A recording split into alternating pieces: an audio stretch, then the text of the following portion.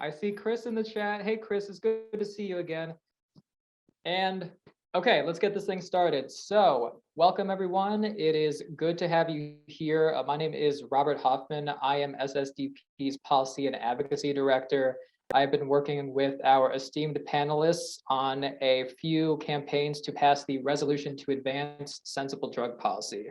We're going to be talking about that a fair amount tonight. So for a brief introduction, the resolution to advance sensible drug policy is basically our answer to promoting a public health approach to substance use at the local level. I think SSDP is particularly situated to address local concerns, build up that local power to build up the fuel, the fire, the argument for drug decriminalization, starting at that local level and then building up.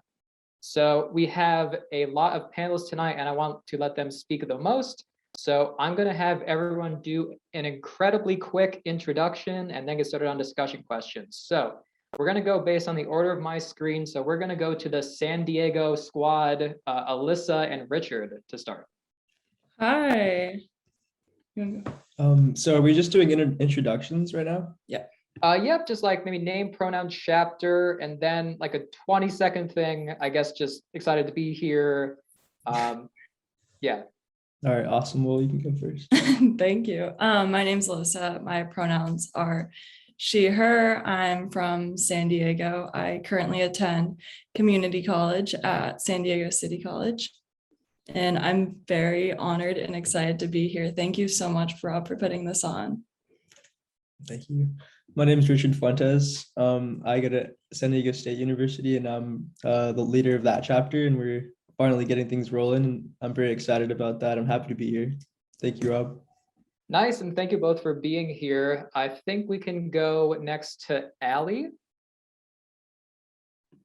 Hi, my name's Allie. I'm a graduate student at Brandeis University. I'm one of the people that started the chapter at Brandeis with Zach, in which I don't know if you want to introduce yourself next, maybe, since we're in the same chapter. Sure thing. Hi, I'm Zach. I'm a senior undergraduate student at Brandeis. Worked with Allie and others to help start the chapter here. And yeah, just thanks so much, Rob, for putting this on and for focusing on Waltham as kind of part of your strategy. Yeah, thank you both for being here. Super excited to have towns and cities of all size on this resolution. Next, we'll pass it over to Matt Darge.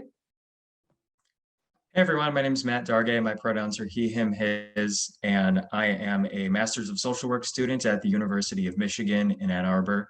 And I'm the president of our local chapter of SSDP. Rob, I am really grateful that you've put this together, and I'm really excited to talk decriminalization with everyone. Well, thanks, Matt. I'm definitely excited to be in this conversation as well. And next, we will go to Kat Ebert to introduce herself.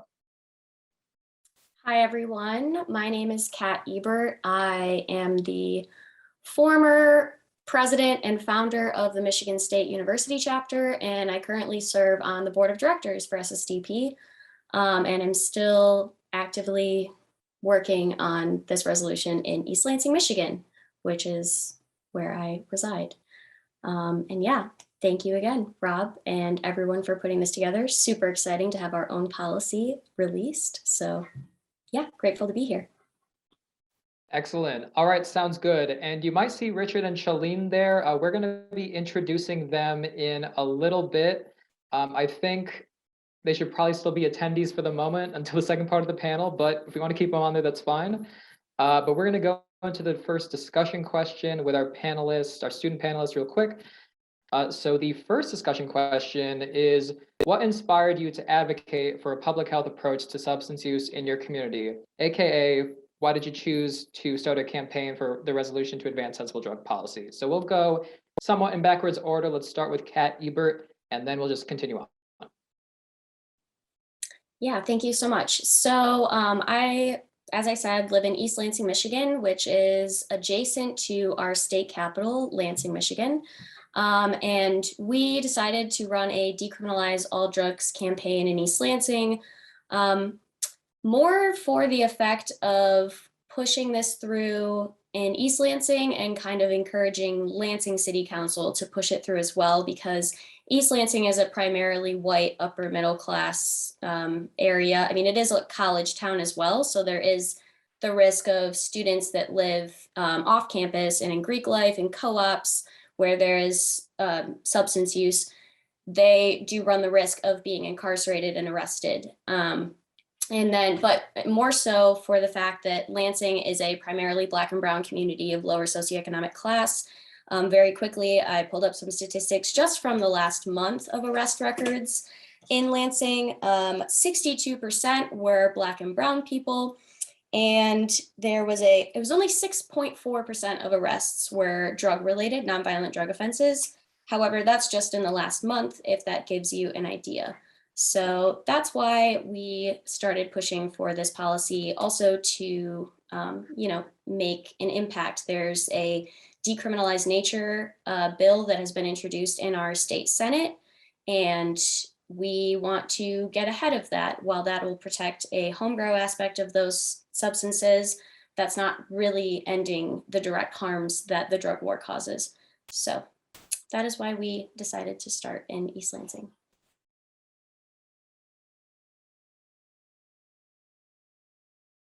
Sorry about that, just playing around with my attendees and panelists here.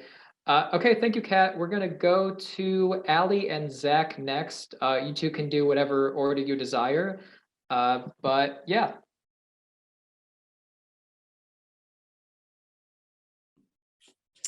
Thank you. Yeah, I'll go quickly since it's the two of us. So I became inspired. I'm doing a master's of public policy at the Heller School at Brandeis. I basically was interested in economic policy, and I realized that psychedelics in Massachusetts, whereas Brandeis is in Waltham, Massachusetts, if I didn't say that earlier, sorry. And so psychedelics have, with Oregon passing their bill first, and also just kind of stigma lowering with time, I reached out to a local organization to get involved in some work going on in the state. And then I discovered about SSDP through there. But I'm really interested in kind of the act of decriminalizing at the very least, policy-wise, because I really don't think people should be arrested for nonviolent crimes. And kind of what Kat mentioned earlier too, like I'm also kind of, obviously there's a lot of intersectional discrimination attached to that as well.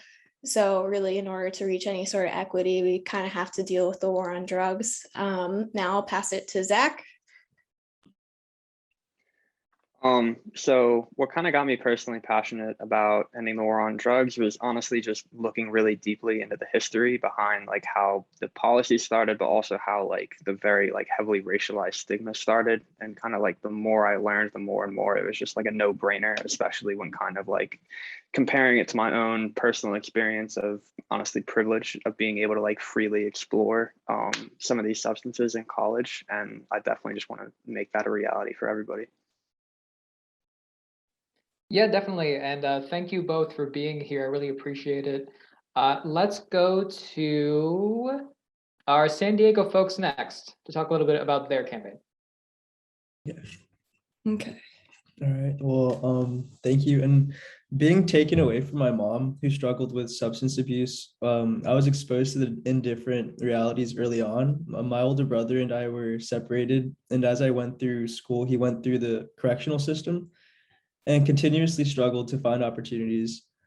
After I got to college, I looked back for a sense of direction, and I took interest in psychology and research. After conducting a literature review on DMT's efficacy in treating addiction for an internship with the Center for Research on Addiction and Brain Health, I was filled with many questions. And after learning more about the therapeutic potential of hallucinogens and questioning whether or not they have the potential to change society, dare I say, evolve consciousness, I decided to set myself up for learning as much as I can in this emerging paradigm shift in how we treat mental health.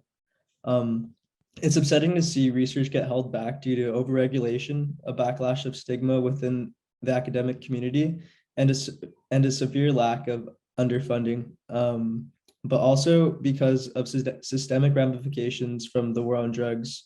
I want to make a difference by going into the front lines of psychedelic-assisted therapy and research while influencing policy that makes sense. We are taking casualties, and that's not supposed to make anybody feel comfortable or satisfied.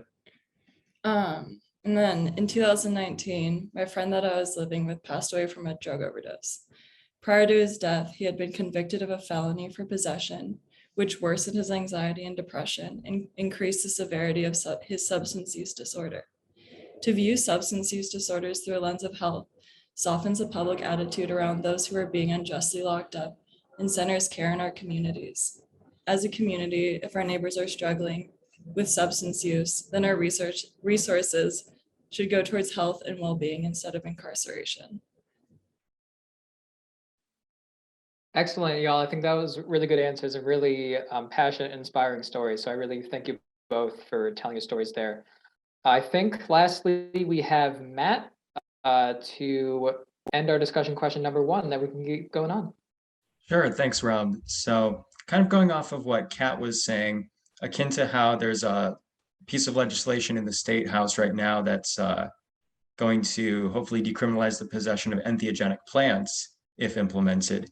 In the city of Ann Arbor, entheogenic plants, so psilocybin, ayahuasca, things like that, they are already decriminalized. So we feel that the decriminalization of all drugs is eminently an idea whose time has come in Ann Arbor.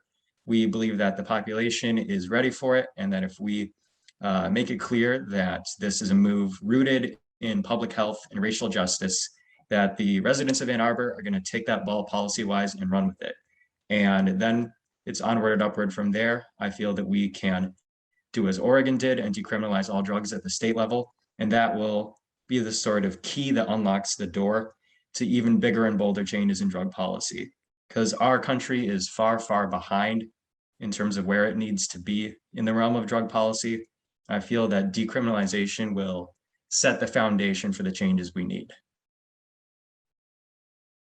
Excellent. Yeah, I think that was a super good answer. And I thank all of you for answering that so well. I think we had a good sort of variety of personal stories, of explanations of why drug decrim is so important and why we really need that public health approach. So I really appreciate it coming from everyone. And let's just go into our second discussion question, which is regarding essentially the first month of setting up the campaign. The main discussion question is, what were your first steps to create a campaign to pass the resolution to advance sensible drug policy in your town? I'd say keep it to the first month or two. I think we've been working on this for a couple months between each other.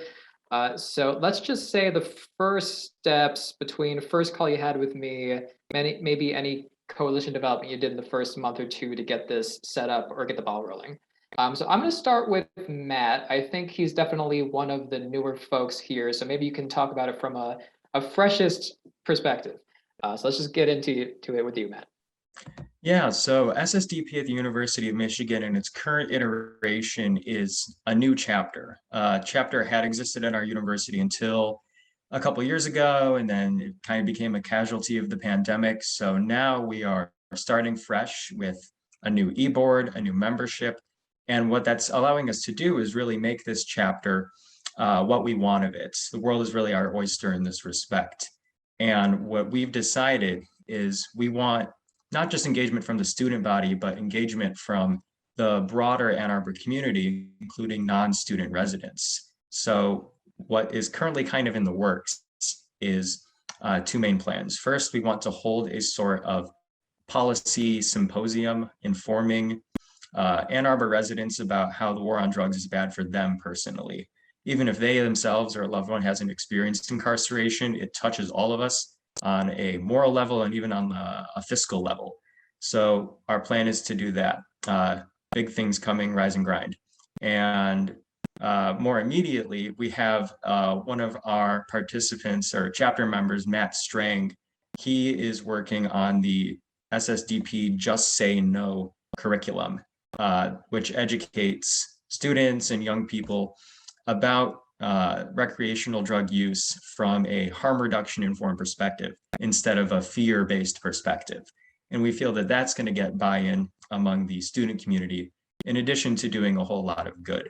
So that's more or less what we've got planned, and we're really excited. Excellent. Yeah, thanks, Matt. That was definitely a good answer for that. Let me see who I have on my list here. Let's go to Zach and Allie next. We'll do Zach first and then go over to Allie for the question. But yeah, first steps for the campaign, first month or two. So honestly, our biggest hiccup in Waltham is that the city council is being, excuse me, re-elected in the beginning of November. So we haven't been able to do a whole lot of direct outreach to local politicians, but we have collaborated with some local advocacy organizations, doing some tabling. We're actually planning on having a few hours to table on Friday with a local drug decriminalization organization called Bay Staters, and also kind of a local Waltham political watchdog called Grouches for Waltham. They're on Instagram. So kind of before we can directly reach out and start working with politicians, we've just been working on building the chapter up, getting a stronger presence in Waltham, and kind of like working with local orgs. Allie, if you have anything to add. Yeah, I mean, Zach really covered most of it. Our chapter also started officially in terms of recruitment, et cetera, this fall. So we're hoping to, once the election's over in November, we're hoping to kind of get more students involved, get their different opinions and everything on the resolution and what they feel like would be great for specifically Waltham and kind of the local communities. But yeah, just repeating Zach, basically, it's been a lot of focusing right now on collaborating with local organizations, kind of seeing what their initiatives are, trying to plan events, and hopefully we get a better city council this year that's a little bit more pro decrim, so that way we can start in January or so doing calls, et cetera, really trying to get people to put it on the agenda at least. For sure. Yeah, I definitely think, I've been following the Waltham campaign for a while, and I guess actively in it for a while. So definitely just super proud of the movement there. And I guess with all of you folks, I think we've been in this since the beginning. Let's go to Kat Ebert next to see what she's been up to, or I guess was up to in the first couple months. Yeah, so my story's a little different because this whole process in East Lansing started in March or April for us. So long before this resolution was created. And so the first steps I actually took was to reach out to Rob, because I am a neuroscience major and have very little policy experience or experience in writing resolutions. And so our campaign in East Lansing, I think, correct me if I'm wrong, Rob, kind of snowballed this whole process of creating our own resolution. We initially started partnering with a local Decrim Nature chapter that was also starting to run a campaign in East Lansing. And initially we were trying to run a collaborative campaign. Unfortunately, that's no longer a thing that is happening in East Lansing. But yeah, so we started with tabling at local places, like local community-based places like farmers markets, and we have like a dining hall on our campus that is a lot of people come to eat at. So we get a lot of community traffic as well. Because something in East Lansing is, even though we are a college town and we have like over 50,000 undergraduate students at our university. And that makes up a large portion of the residents of East Lansing. However, our city council historically has not recognized student votes of people that are not, long-term residents of East Lansing, and they tend to stray away from those opinions. So we started with tabling in the local community to get some more voices that were not just student voices. And then we actually had, and unfortunately he could not make it tonight, but we have a chapter member that has actually spoken to elected officials, to several city council members. And we also have we had our mayor of East Lansing recently stepped down. So there's been like a lot of leadership transition, and like someone else was saying, we have an election coming up in November for new city council members. So there's been a little bit of a lull in activity, but yeah, we have started to make those connections with city council officials. And Matt and I both tabled at a recent event called Entheo Fest, and started collecting names for, I know Matt collected names for local Ann Arbor residents that wanted to get involved. And we've also, this whole time, I've been working with a fellow board member and drug policy activist in Michigan, Michael Williams. And we have been working behind the scenes, very early planning stages of running a statewide decriminalize all drugs campaign. And we actually do have 3 elected officials, 2 state reps and 1 state senator that have already committed to sponsoring that bill. But yeah, so we've been working on this campaign when we separated ways with Decrim Nature, and then with the new city council leadership transitions and all of that, there's been a little bit of a lull, but I do have a meeting with our pro tem mayor in 2 weeks to discuss this as well. And now that we have a full resolution that we can introduce, that's, got the SSDP stamp, then yeah, it's looking pretty good. And I think that we have a really strong shot of passing it through our city council. Excellent. Yeah, thanks, Kat. I think we just have the San Diego crew. I don't know why I keep giving you names like that to go next, and then we can go a bit into the current efforts, any future planning. Yeah, so our first step was connecting. We both are in San Diego, and this summer we're also fairly new as well. I believe we both started our chapters this summer. But together we've been working on coalition building and reaching out to students on each of our San Diego campuses. San Diego is a huge county, and there's separation between Democratic and Republican counties. So I think it's going to be difficult to get the entire county to sign on to a resolution. So we've started to focus in on the council members in the district who will be likely to sign onto a resolution in districts such as 2, 3, and 4. 2 includes the downtown area, 3 includes the neighborhood where Rick's school is situated, and 4 is represented by Monica Montgomery Stepp, who is a former ACLU member. And those are our primary targets. We've also been in contact with Jeremy Sharp, our new representative, and he's been very helpful with creating a plan to reach out to these people. And that's where we're at.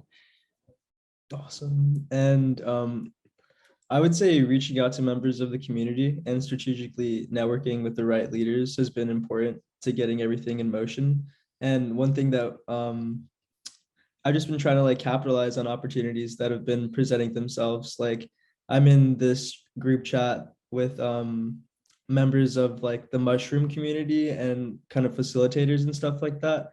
And we were able to get an in at a potluck, a mushroom potluck centered around decriminalizing specifically mushrooms. And we had a little San Diego SSDP field trip, and we went up there and spoke with some of the people working that campaign, and we got a lot of insight as to what other ways we could reach out and engage in the community and I think it's pretty awesome that we were able to do that. And I've seen a lot of really inspirational ways that you guys have been engaging with your community, and so I hope to do that as well in here in San Diego. Yeah, I think one of the strong pieces of advice from the Decriminalize California was to focus in on the city council members who will support our movement, the places in San Diego that have legalized weed or who support the decriminalization of psilocybin, and focusing in specifically on those parts of the county and the parts that have been adversely affected by the war on drugs. Nice. All right. Thanks everyone for those answers to those discussion questions. I think we're about to go into our final formal discussion question. Give a few minutes for any final comments or Q&A, and then transition to the second part of our panel with Richard and Shalene from the Parabola Center. So our last question here, and I'm actually going to change this up a little bit from what I submitted originally. But what have you been working on in the last couple of weeks related to your campaign? So I'd say, what are you currently working on with your campaign? And then what are you planning on working on in the next month or so? So current goals, and then what's your goals for about a month or two to get this passed or to build up your coalition, et cetera. So let's actually go back to San Diego to see what they're thinking. If you need more time, let me know. But otherwise, we can start there and then maybe go east from here. That sounds perfect. So our chapter was officially recognized by campus this last week. So that's been one of the ways we've started to gain recognition from communities or from students in our community. Rick's working on his chapter to be official. And so far, reaching out to local coalitions and building a network of students. And then also refining the focus to the 3 districts led by the council members that are in areas that have been affected by the war on drugs, and hoping to get our resolution signed on to by a member from those districts. And yeah, so I've basically been trying to reach out to faculty members in the like political science or sociology departments of at my school. And let's see if I have anything else in my notes. And we're just recruiting more people, but for the future, I really want to have like elevator pitch. And with that elevator pitch, I want to find an event that I could almost corner like city council members, because I know that it's super hard to get a hold of them. And I just feel like having that person to person interaction is just going to be like what makes a difference in like versus an email, you know? So that's something I want to kind of pursue in the future. Yeah, absolutely. Okay, let's actually just go by my screen because I'm not gonna remember what's east of here. So let's talk to Ali and Zach next, see what's going on and what's being planned for the future. Yeah, so basically we've been kind of doing similar things in terms of, I know Zach reached out to a professor of his, and which you can talk about as well, and kind of reaching out to other schools who are going to do something with Harvard, but apparently they actually went remote due to COVID, so we didn't end up doing that for obvious reasons, health reasons. But lately, yeah, we've just been really focused on the recruitment aspect, starting to get meetings going. We also have helped Bay Staters with tabling in Newton, which is a much wealthier adjacent town to Waltham. So we're hoping that if it gets passed in Newton, then it'll kind of trickle down to or trickle to the east, technically, to our city, which would be super helpful. And Zach, I'll give you some time to say whatever you want to add on as well. Yeah, honestly, Ali hit most of it. But yeah, we've just kind of been working on building the chapter up, kind of like creating systems so people can really like use their skills and kind of create change that they're passionate about. Sweet. Yeah, sounds great to me. It seems like a lot of folks are working on similar things here, which is definitely good, building up that coalition, building up that support. Let's talk to Matt next, see what's going on in Michigan. And we'll just wrap it up with a lot of Michigan, I suppose. Nothing wrong with that, Rob. What we're going to start with, what we're working on right now, is planning that event that we were talking about. The Failed War on Drugs in You is its tentative title. So we're working on planning that, reaching out to addiction treatment providers in the area, professors, one of the world's foremost historians on the war on drugs, teaches at U of M, so we're trying to get them involved, addictionologists, local business owners, so we're reaching out to them. And for the meantime, we are attending some local events of student groups that we've partnered with, who have very graciously allowed us to come and table at their events. And on the more political side of things, we are arranging some sit-down meetings with members of the local city council, we're hoping to ultimately sit down with every one of them so that we can not just find our legislative sponsor, but also get a feel for the political coalition and who we can rely on to push this issue forward. So that's kind of what we're up to right now. Nice. And then, yeah, Kat, do you have anything to add on that? Yeah, so I'm no longer like a student member of the Michigan State chapter, but I'm kind of like an alumni advisor. So there is our chapter started a policy specific group, and we had like 16 people sign up for that policy specific group, which was really awesome. And that first meeting is actually tonight.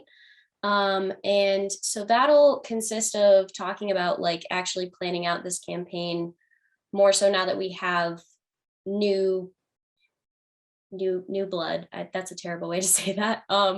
But new members, and so we've tabled at a couple events. Matt and I are tabling at an event this weekend actually, and just getting the word out.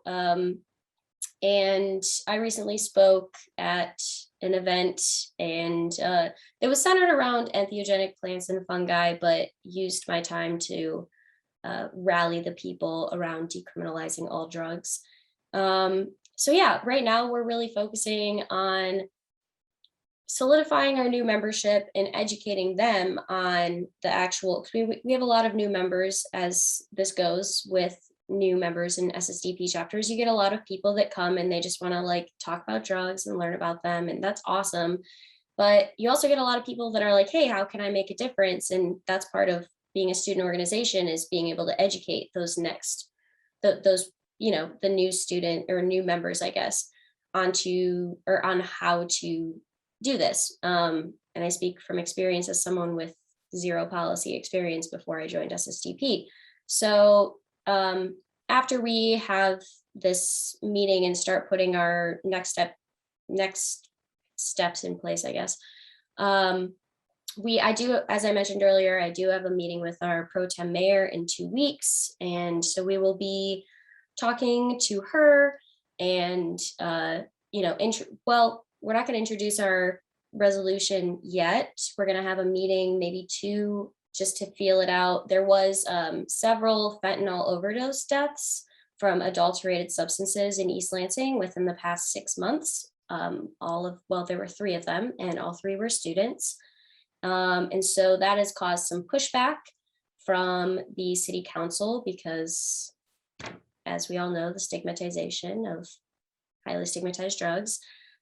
So that's something that we are feeling out. And we've also been kind of stalking is not the right word, but gathering intel on the new city council, I guess, what do you call them? The people running for city council, and reaching out to them. So several of us have connections to them. For example, I have a connection to one of the city council's spouses, city council running, what do you even call them? You know what I'm saying? Candidates. Thank you. I don't know why that was so hard. So one of the candidates I worked with his wife, I worked with very closely in a lab on campus while I was still a student. And so we've been trying to utilize those connections. We also have some connections to, as I mentioned earlier, statewide elected officials that are based in Lansing when, they're obviously in session. So just kind of utilizing those connections, setting up meetings with city council members and potential city council members, candidates, to kind of feel it out and see what approach we want to take, because this is a model resolution. And while it's amazing and beautiful and everything that sensible drug policy should be, it's not, the reason it's a model resolution, which I think we all know, is that it's not necessarily realistic in every area. Michigan is a very interesting state. We're a swing state. We have a lot of conservatives in office. So it's all about finding those talking points and being able to educate them, but also running a public education campaign, which I think is something we haven't really spoken about on this panel, but is so important, because you want as Matt mentioned it earlier, I think you really want to have the community understand why this is the best policy move and why we're doing this and why this is going to help them. So that's kind of where we're at right now with our next steps. Nice. Yeah, and with that, we are definitely well within time and getting ready for our second round of panelists, but let's do any Q&A. I did see a question from the combination Alyssa Richard screen regarding if that event was in person or virtual. I think that was the one with University of Michigan, unless I'm thinking of the wrong thing. It was my question. I was just wondering because I would love to Zoom crash it if it is in virtual. The event this weekend or? Tonight, I think you brought up. Oh, yes, tonight, yes, the policy meeting that we're having, yes. Let me find the Zoom link and I will drop it in the chat, and anyone that wants to come, please do. Thank you. Nice. So yeah, feel free to test out the Q&A function. Otherwise, I'll just give a few final comments. But first, I guess, does anyone have any final comments, any loose things they want covered? I know Kaz can be putting something in the chat. But yeah, do any of the panelists first have anything they want to wrap up with, or just giving advice regarding setting up a resolution, like a 30-second thing, anything like that? Otherwise, we can get into the second part of our discussion. I see Matt raised a hand, so Matt, go for it.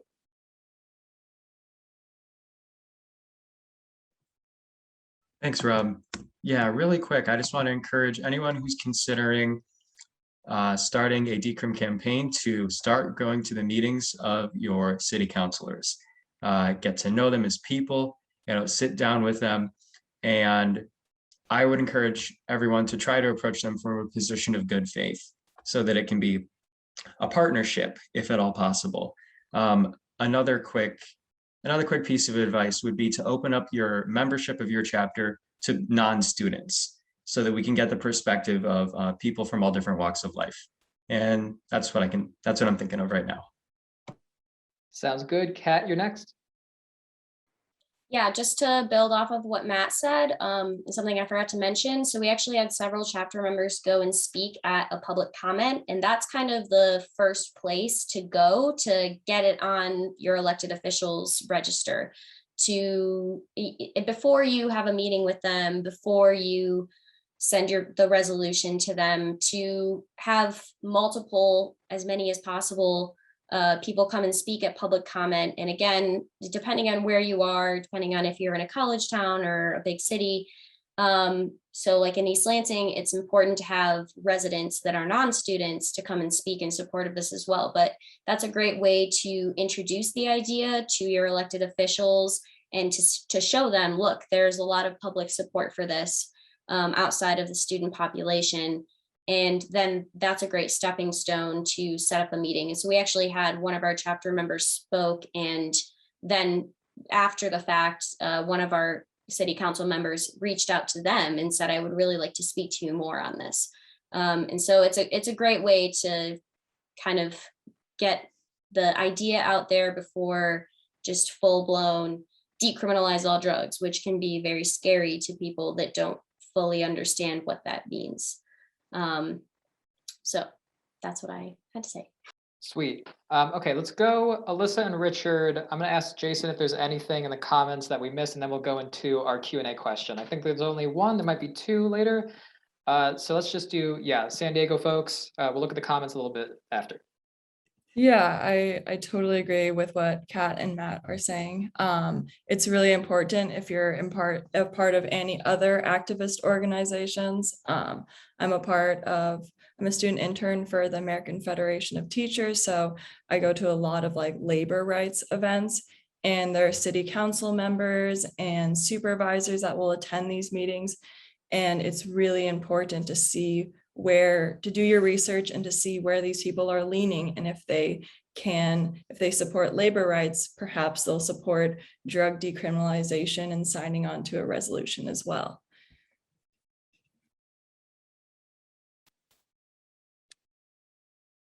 All right, thanks. Matt, is there anything else? I see your hand still up. I think that might have been from before.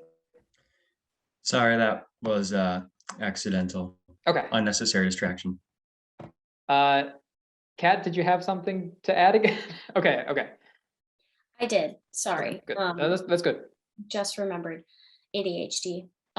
So another thing, just to build off of my previous comment, so storytelling is really, really, really important. And Oriana Mayorga, our SSDP equity strategist and fellow board member, actually came and spoke and gave like a kind of a storytelling lesson at a Decriminalized Nature Michigan statewide event, and the importance of storytelling. And so finding community members that have been directly impacted by the war on drugs, because no offense to anyone here, we're all white on this panel. And well, at least as far as I can tell, apologies if I'm wrong in that assumption. But this is like something that it's so important to have community members that have actually been directly impacted by the war on drugs. And so to find those people, going to your local syringe service programs and harm reduction programs in the area. And like in Pittsburgh, for example, Prevention Point, our former chair, Julia Hilbert, works at Prevention Point. She works very closely with people that suffer from substance use disorders on a daily basis. And those are the people that your elected officials need to hear from. They might not want to because it's uncomfortable. It's uncomfortable to realize what's happening in a position of privilege like we all have. And so, but hearing those stories are so important because empathy really is the biggest tool that you can use in these spaces, because capitalism is obviously the overbearing burden that, you know, I don't want to get into a whole other tangent on that, but really connecting with the community and finding those people that do have personal stories. And I think even having a storytelling like resource segment type thing that we could produce through SSDP, like a one pager of here's how to storytell. That's really, really important, especially for those people that have those stories but may not know how to say it in a way that will get the message across as we want it to be. So thank you. All right, let's get into this Q&A real quickly. Let's start with Lindsay's question. So I'm going to read this off. I'm going to hit this. Well, I don't want to hit the answer live button because I don't know what it does. This is a terribly broad question, and I don't think it's that broad, but what is/has been your best approach for finding support from elected officials of a resolution in locations that are anti-substance use?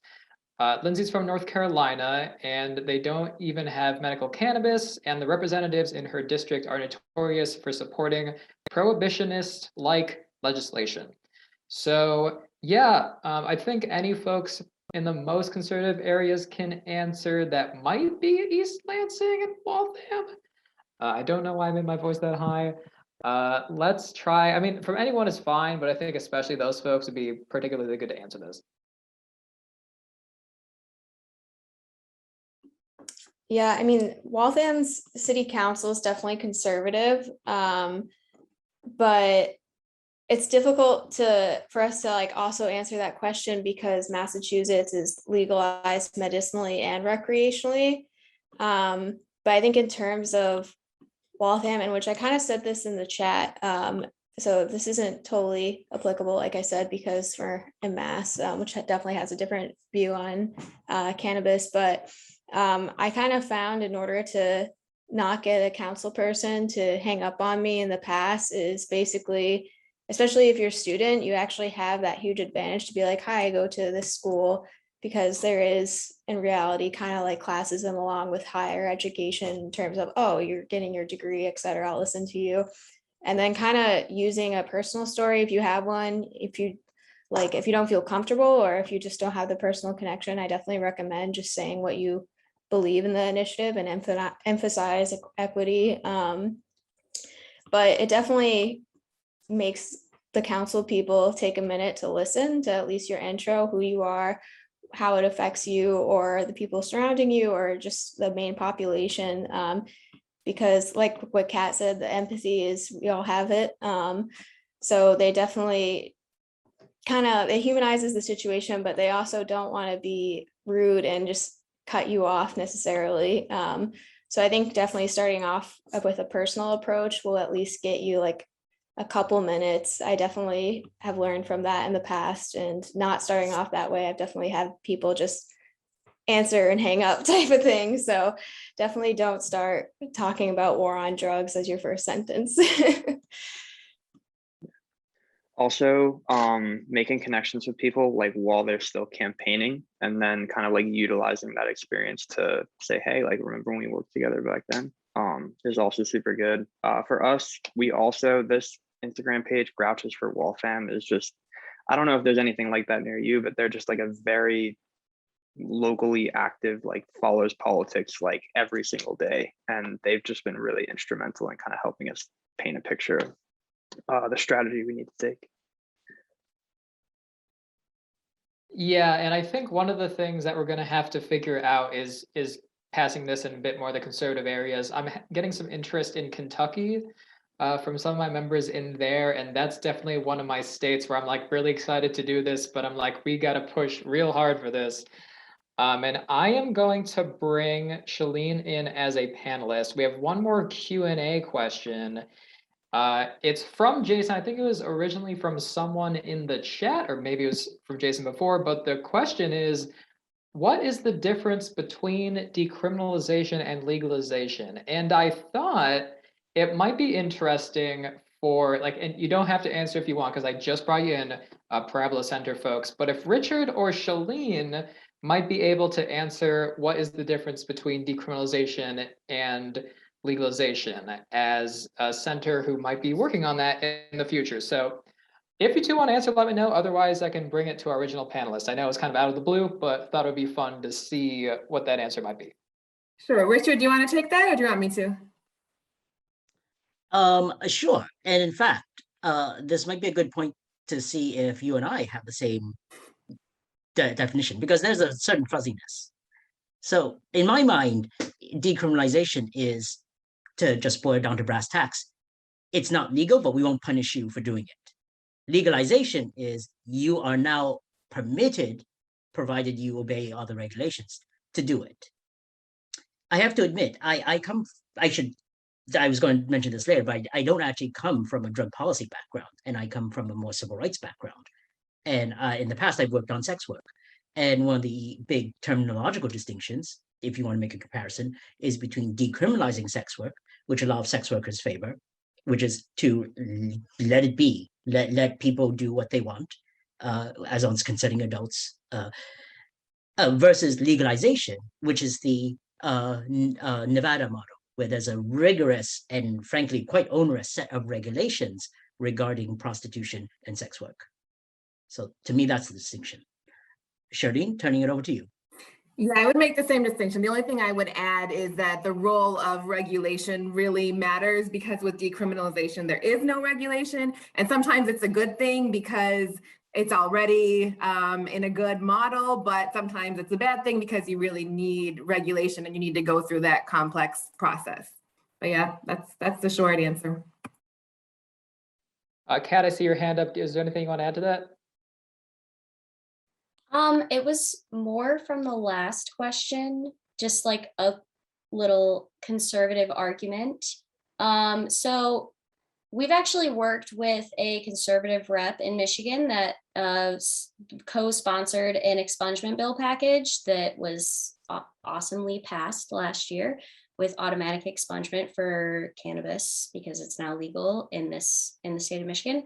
But so finding those like points that conservatives also like, expungement is not totally decrim all, but if you can find common ground on that aspect, then you can start working on the education aspect. Another thing that always works really well with conservatives is the money aspect. No one wants to be paying extra taxpayer dollars to put people in prison if you frame it that way. And so that is also a really good argument that I've found. And yeah, that's all I had. Nice. Well, I think that concludes the first part of our panel. So thanks everyone for attending, all of the student panelists who came today. I really appreciate it. It's been an honor working with all of you folks. I'm still working with most of you, and soon we're going to be having an intern specifically to do this work, which will be hiring in a few weeks. So I'm super excited for this. I'm going to let folks go, but there is an email that all of the resolution folks have. So if you ever want to ask us a question, I'm going to include this in the chat. It's resolution@ssdp.org. So while I do that, I'm going to have our wonderful tech man, Jason, have our nice panelists turned back into attendees. We're going to keep Richard and Shalene on here and actually do introductions, because I was reminded that we have not done intros of Richard and Shalene yet. So I am going to send that in the chat if you want to send us anything. And while that's happening, we are going to be putting people back into the attendee section and then get started on our discussion. Let's see.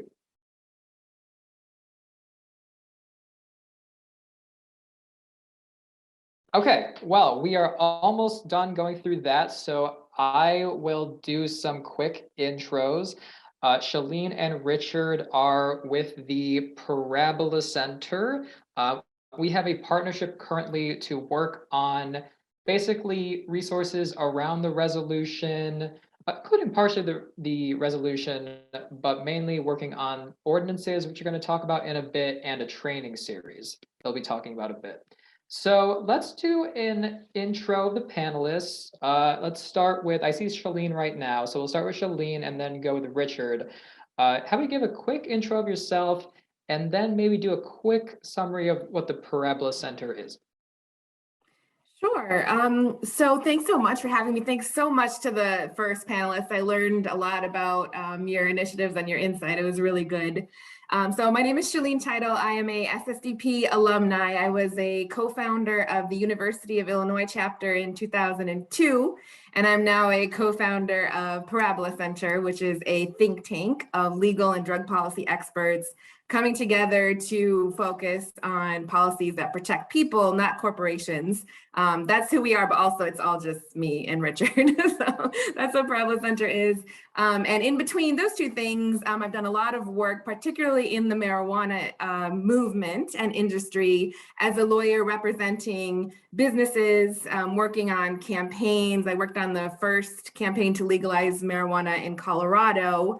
And I spent the last 3 years as an inaugural commissioner of the Massachusetts Cannabis Control Commission, which is the regulating agency here. So about 20 years of work on drug policy and really nothing else, which is why I partnered with my esteemed friend and colleague, Richard Zwang. Thank you, Shalene. That is possibly the kindest thing anyone has ever said to me. I think we should just end this video conference right now. But seriously, thank you so much, Rob, Jason, SSDP folks, for having us.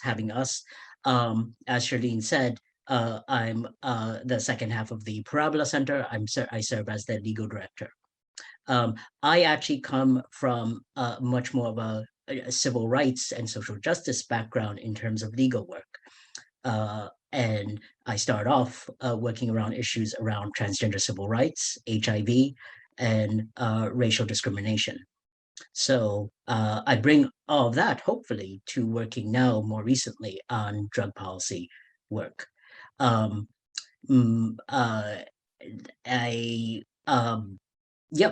goal is in some ways to really make sure that, or rather to be part of what I think of as an increasingly intersectional movement, because as we've all been quite aware of for the last many years, decriminalization of drugs is about racial justice. And the collateral consequences also for queer communities, sex work communities, communities with HIV, communities of injection drug users will be tremendous. Okay, so I'm going to pause there. Cool. All right. Thank you both for that introduction. For our first discussion question, I think you two both answered it.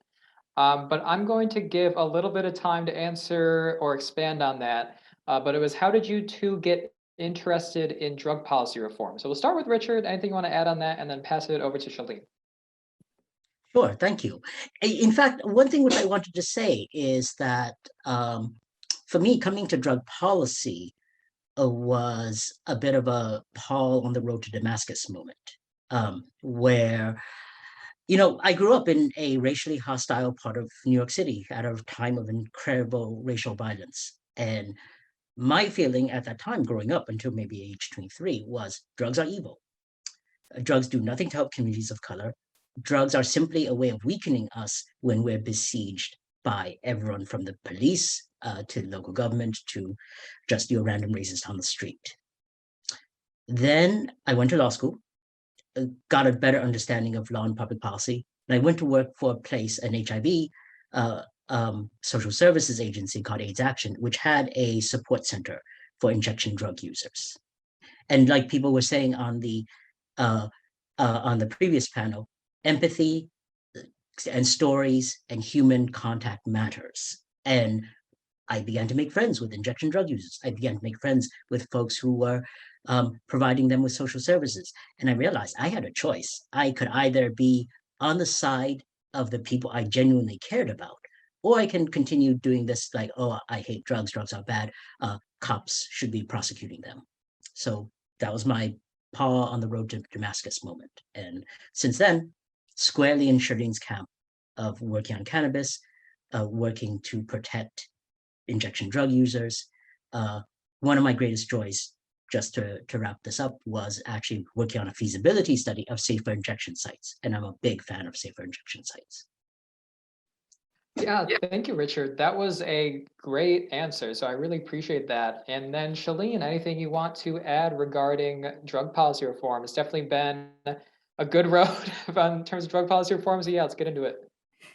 Just that being a part of SSDP really changed my life. And I love seeing so many of the same themes, even, 20 plus years later, because it was both the subject matter, that attracted me, but it was also the way that the organization respected young people and students, and the fact that you could be interested in doing something transformative, but also go about it in a practical, systematic, strategic way, and sharing all of that experience with others. And in my day, it was medical cannabis laws that we were changing, and now it's all the laws that we've talked about today. But I think the theme is still there, and that's what I really love about SSDP, and that's what has kept me in this movement all this time. Nice. All right. Well, sounds good. And thank you both for those answers.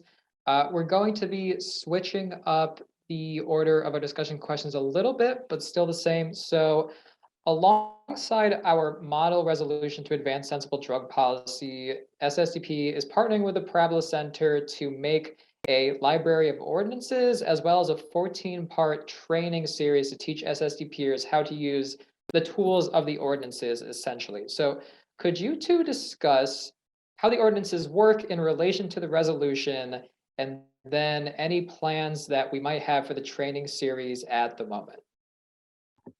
Sure. Currently, I have the quite exciting task of drafting model ordinances that, if tailored to each jurisdiction, hopefully can be introduced if and when resolutions pass. The purpose of having an ordinance is to actually, to actualize the resolution. An important thing to bear in mind is a resolution is a statement of policy, a statement of intent by a governing body. It does not actually create the laws that regulate or deregulate something. And so I'm hoping to basically give a practical edge to the resolution. The trainings, I imagine having 3 general parts, and I'll leave it up to SSDP to figure out how participation should occur. But essentially, I see it as building up your ability to deal with some of the legal aspects of this work.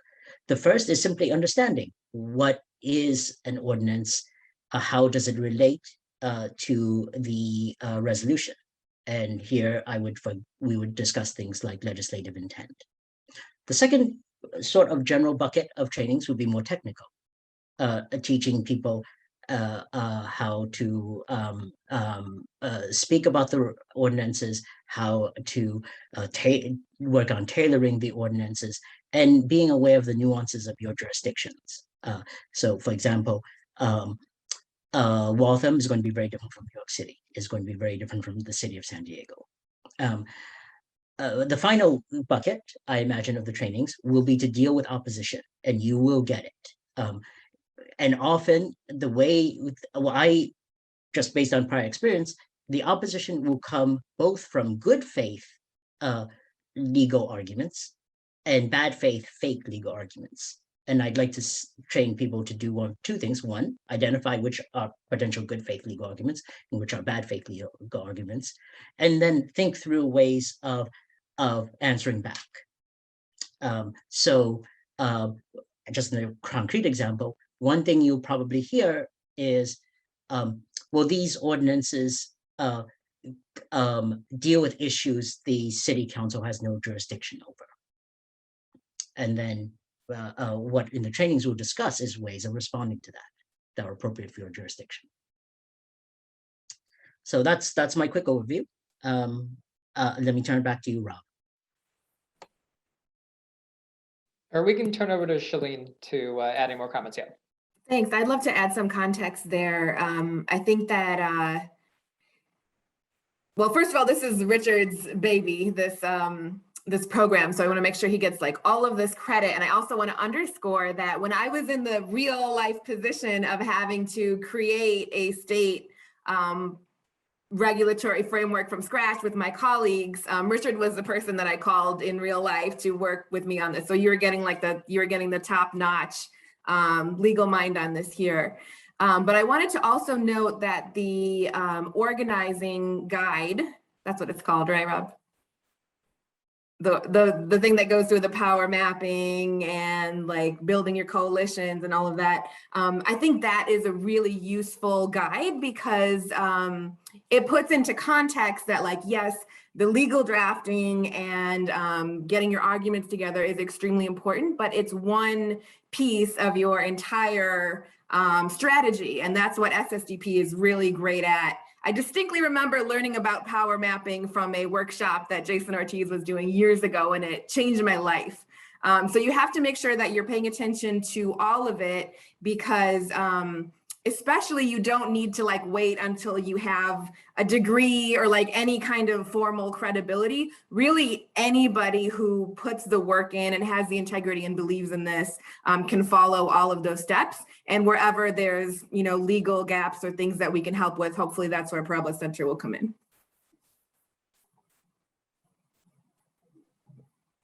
Nice. Yeah, that sounds great to me. And I think that answered the question here. So I'll just keep moving on then. Let's see. Is there anything, well, actually, let me just, sorry, I just wanted to get my screen up a bit. Is there anything else about the resolution, ordinances, or training series you think people watching this panel need to know?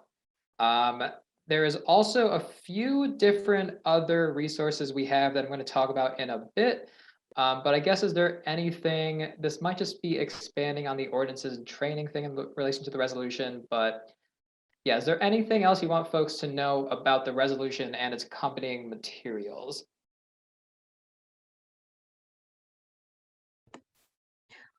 Well, perhaps not so much about the resolution and its materials, the model ordinances that I'm drafting, but based on what I'm hearing in this discussion, which has been absolutely riveting, and based on what Charlene has just said, which is absolutely dead on, right? The political piece absolutely matters beyond the legal stuff. What I think might be helpful is also to be aware in the context of your advocacy, because many of you are students, all of you may be students, or former students. It's okay to fight for your voting rights in your jurisdictions. Like, this whole attitude that I have found in many college towns of, oh, students aren't really residents. Students don't deserve a voice. It really just sticks in my craw, because your right to be part of public process where you live is absolutely fundamental. I mean, I mean that in the most literal, like fundamental rights kind of sense. First Amendment, it is quite literally that important. So I would say, as part of the political work here, fight for your right to be part of political process in your jurisdiction. I would add, sorry, my son just came in and distracted me, but I had something really important to add. Okay, one thing is that when you're talking to city councilors, I learned from being a policymaker that some of my colleagues that I didn't think even knew how to use a computer were reading all of the comments about them, and they were like going on Reddit and like reading them and like being super petty about it. And that was just something new that I learned. And so I wanted to share that if you have like an online campaign, or you're talking about the elected officials or the people who are targets of your campaign, just remember that like they read a lot of that stuff, and it could help you or not help you, but keep that in mind. Oh, and one other thing I remember now, the pace, I wanted to talk about the pace of policymaking. It is very, very slow, and you're waiting around forever and you're having meetings, and then it'll suddenly be really frantic. And it's like that for everybody. So when I get calls from a legislator, I just drop everything, because you have that like one day to help, and then, they have the vote or they have the meeting and it's over. So just be prepared for that strange timetable. Yeah, I think that is really good advice, and something that when I was in Rhode Island a couple times, that really made me flounder, because some drug-induced homicide bill would come out of nowhere, and I had to drop everything at 9 p.m. and I was like, what is going on? So yeah, I think that is really important. And also just the point, and we can go on to the next discussion question in a minute, of just like, sometimes it feels so slow, or like most of the time it feels so slow. And then at the end, like it just takes until the end that you can finally see that all of this movement you've had is like, you really were moving. And then you look outside the window and you see that you're like 200 feet from your starting point. You're like, oh, okay. So yeah, I'm going to go into our last discussion question. Anyone, please feel free to add Q&A questions. It seems like we have one that we'll answer in a second. But yeah, we're going to go to our final discussion question and then do a few Q&A questions and final comments. But yeah, Richard and Shalene, what are you two planning to do with the Parabola Center over the next few years? What drug policy topics are you focusing on, or are you planning to expand to other fields as well? So we are pre-launch right now, actually. So we're still kind of figuring it out. When the SSDP opportunity came up, we just jumped on it because we knew for sure, that we want to help, and all of our missions and values aligned. But I would say in general on drug policy, there's so many individual facets, that are all their very own complex area of policy. So we want to be helpful there where we can. We do not take multi-state cannabis corporation funding or big tobacco funding, which is where a lot of the investment is. So that kind of differentiates us. We have a Patreon page with a lot of small contributions, and we're using that to come up with reports that really represent what we think this mass civil rights, racial justice focused movement that actually passed legalization wants to see. So that's where we are currently. We may also be doing trainings for different organizations that want to learn more about social equity or expungement or critical race theory or other areas where we can be helpful. So that's where we are now. Yeah, to add on to that, I think we're at a strange and exhilarating moment in institution building, where events have definitely outpaced our ability to actually put together an entity, which is great. There are two very fascinating cannabis legalization bills going through Congress. There's really exciting things happening about banking. There's exciting things happening on related areas like antitrust. what's been really exciting is Shirley's voice, now that it's been freed in some ways from just being part of the commission. And because there are limitations to what you can say in some ways when you're in that role, it has become a really unique and visible voice. There are very few voices that aren't, to be honest, what's the word, funded or supported by industry, that have Shirley's depth of experience and particularly experience in both the activist side and the regulatory side. So Shirley is, I'm going to follow where Shirley leads because it's going somewhere amazing. And I think the next few years will be exciting. Whether or not we can predict what that'll be is not clear to me yet, but it will be somewhere really exciting. Well, I'll just throw in, like, circling back to my first comment, I'm going to follow where SSDP leaders are going because they're really on the groundbreaking cutting edge. So we're all just kind of following each other. Yeah. It is. Oh, Richard? Oh, no, I was just saying, yeah, I think our vision is in some ways, bottom line, let's realize all the claims about social equity and racial justice that folks keep claiming for cannabis or for ending the war on drugs. Let's work. I think our goal is to work on realizing those aspirations. We may fail, but we'll go down fighting. Yeah, absolutely. I think that's a great place to end our formal discussion questions. So we can either do some, or let's do some Q&A questions and then get into any closing questions or comments as desired. I'm going to check the Q&A section. It looks like Jason has two here. So the first question is, so often politicians say something is impossible when they don't want it to pass. That sounds very familiar for all of us on the panel. How do you handle the "that's impossible" answer? And we'll start with Richard because he had the most animated response. Well, there's the obvious one, which is just to ignore them and say, no, it is possible, and then show them how it's possible by having the appropriate materials. And to be honest, that's where actually having something more than just a wish list is useful, right? Because a law is literally nothing more than a set of words that are permissible to act upon within a particular legal framework. And so if we can find those right words and that framework, then it's possible. There may be a more political dimension to that. So sometimes I just slip into lawyering as my default setting. So I don't think about the politics very much. Charlene might have a better thought on that. Yeah, I can add something. Just wanted to shout out David Borden, who is such an amazing, original, wonderful, like you said, SSDPOG, pre-SSDPOG. So thank you so much for all of your work. I did it again. I'm sorry. What was the question? I know I had a good answer. Well, I think I completed it, but it's when a politician gives you a "that's impossible" answer to not do anything. Yeah. Yes. So I agree with Richard, ignore it. But the greatest quote I've ever heard is Buckminster Fuller, who said, "You never change things by fighting the existing reality. You have to build the alternative that makes," I forget the word, but it makes the old thing obsolete. And that is what you do when somebody says something is impossible, you build it and then you make it the only alternative. I would say, in addition to that, which actually makes me think, it also helps to know your history, like know the history of what's come before you.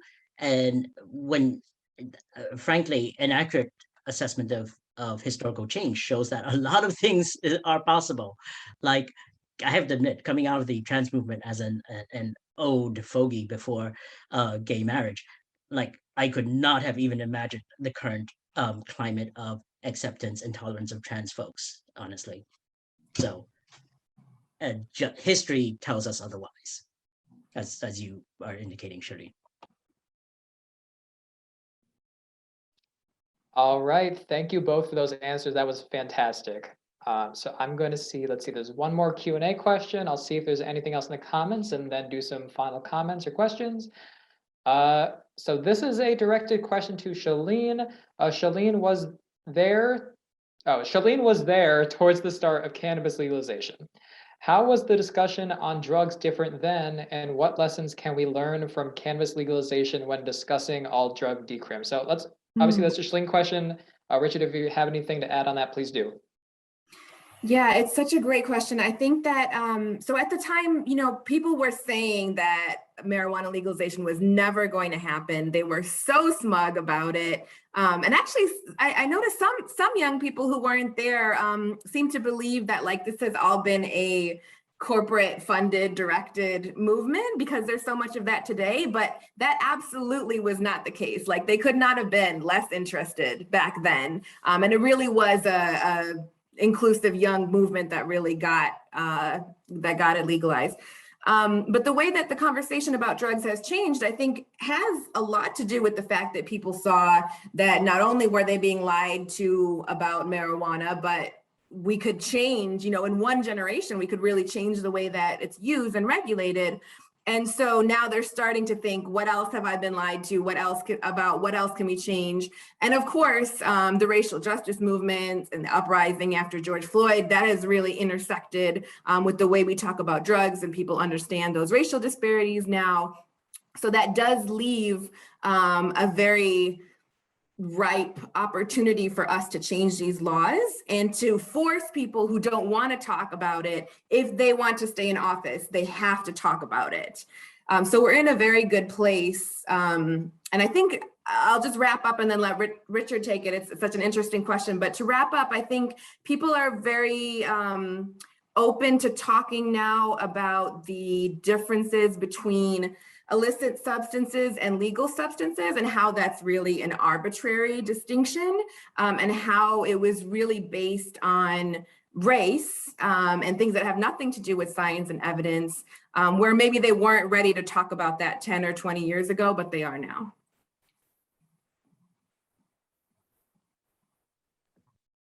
Yeah, I would agree with everything Charlene has said, and I would just simply underscore that rings true for me, because I went from a position of I could well have been, and I probably was, one of those smug people who would have said cannabis legalization is impossible. Who would possibly want a bunch of dope fiends roaming their streets? And then I realized that I was full of shit. I met people who mattered, and I learned from my mistakes. And yeah, and I think that's I think Shirley is simply dead on from my own personal experience of that transformation. Yeah, absolutely. I think that was a great answer from the both of you to this. So yeah, does anyone have any final comments or anything they want to add? I might do a bit of a wrap up, try to get some links in here. Maybe Jason will pull some links that would be relevant for participants to have. Richard, let's start with you for any final comments, then take it over to Shalene, and then I will do some final comments regarding the resolution. No final comments other than, again, it is an honor and a pleasure to be here. SSDP is a fantastic organization. And so my great thanks to yourself, Rob, Jason, and everyone else. Yeah, I just want to echo that. Really appreciate all of the students and members and staff for putting this together, and for all of the excellent work that you do and continuing to make this amazing pipeline that makes our movement so effective. All right, well, thanks everyone. I want to thank all of the panelists we've had tonight. We're having a few links in the chat, but I'm also going to explain this for anyone in our YouTube audience when this eventually gets uploaded. So we recently put out a blog post regarding the resolution to advance sensible drug policy. So that's going to have a few links in it. It's going to have the main resolution link. We've recently updated that a little bit into a series of 4 sections. It still looks like the regular resolution, but we have some accompanying materials, including a 1-pager having just a basic breakdown of what the resolution is saying. We have an organizing guide, which is essentially a toolkit for passing the resolution about building coalitions, talking about bringing other folks in, talking about negotiating, talking about meeting with legislators. It's basically like a chapter organizing manual for our resolution. And soon we're going to be sharing around ordinance language for folks that are looking to get their resolution actually implemented. And then closer to 2022, we will start sharing our training series around. So we have a lot of those materials. All materials are going to be on our blog. If you look up public announcement of the resolution to advance sensible drug policy, you'll find it. If you're in the chat here, you'll see the link. And if you're on our Instagram, check out our posts from around October 2021, you'll find it. So I'd like to thank everyone for coming today. I really appreciate it. So stay strong, stay sensible, pass this resolution if you can. If you want any support in that, email me at robert@ssdp.org or just send a message to ssdp@ssdp.org. So thanks everyone, and just have a great night. Thanks, Rob.